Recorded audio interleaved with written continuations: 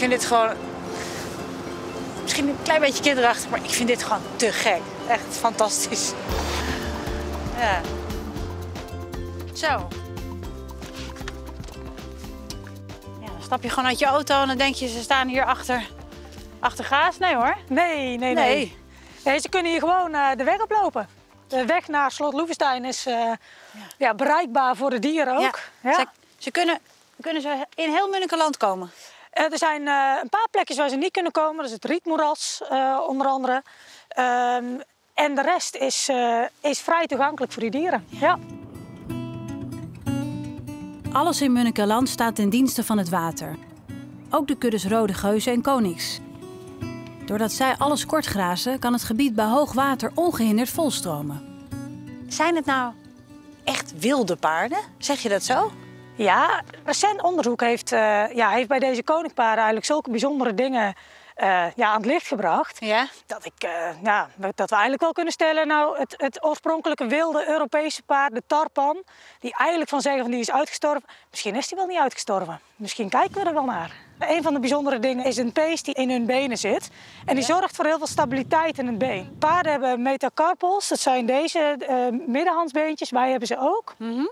En die middenhandsbeentjes bij gedomesticeerde paarden, die zijn er nog wel, maar die zijn rudimentair. Dus die pees die is eigenlijk uitgestorven. Die hebben paarden niet meer. Maar zij hebben hem wel. En dat zorgt ervoor dat dat been heel stabiel is. Dus als je over die hele ongelijke grond moet lopen, dan is het natuurlijk heel fijn als je zulke stabiele benen hebt. En het zijn 2 kuddes. Ik moet even goed kijken. Dit is een groep en dan hebben we hier nog een groep. Ja. En daarachter, het zijn er 4 in totaal. Oké. 4 harems. De leidhengsten hebben ook allemaal die sterke, stevige ligamenten aan die griffelbeentjes. Dus die extra stabiliteit. Die sterke pezen. Die sterke pezen in die benen. En dat geven zij dus door. Precies. En die worden dus behouden door deze manier van leven. Daarom is het zo belangrijk dat de natuur mag bepalen wie er zich voortplant. En niet de mens. Want ja, jij hebt daar niks mee te maken? Ik heb met heel deze voortplanting niks te maken. Nee, dat regelen zij allemaal zelf. Ja, dat is echt zo. Ja. Dan zie ik daar dat veulentje aan de bramen. Oh, dat is wel leuk, want het is ook niet iets met de lip. Ja? Misschien kun je dat kleine veulentje met die bramen op de film krijgen, als hij het blijft doen. Wat is hier... het is nog een kenmerk. Ja? Wat super bijzonder is aan die paarden. En dat zit in de lip. En dat is een soort kraakbeentje. En alle paarden hebben dat. Ja? Alleen bij alle paarden over de hele wereld is het exact hetzelfde van vorm. Behalve bij de primitieven. De zebra's, de Przewalski's, de koniks, de ezels, die hebben allemaal een kraakbeen van een ander vormpje. Ja, je kunt eraan zien dat ze eigenlijk meer browsen. En browsen is van hoogte eten, is niet alleen maar van de grond. Nou ja, en dat veulentje van een week oud is laat al zien dat je dus niet alleen maar gras eet, maar ook andere dingen. Ah ja, kijk. Mooi hè?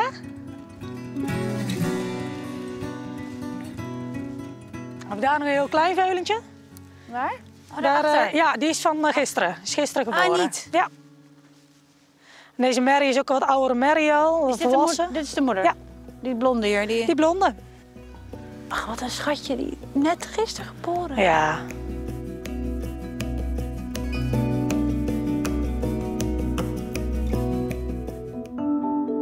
We gaan terug naar vrijdag 5 februari van dit jaar. Munnikenland doet waar het voor gemaakt is. De waterstand in de Waal en de Maas is zo hoog dat het hele gebied is ondergelopen. Tanja en Claudia controleren of alle koniks en runderen op tijd aan het water zijn ontsnapt. Het is een enorm gebied natuurlijk wat nu onder water staat. En worden ze door het hoge water naar hogere gronden gedreven. En dat is hier op deze dijk. Super uniek.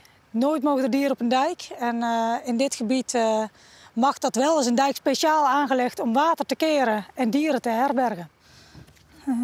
Er zit allemaal een oornummer in. 1559. Het is altijd handig om te weten dat ze er allemaal zijn.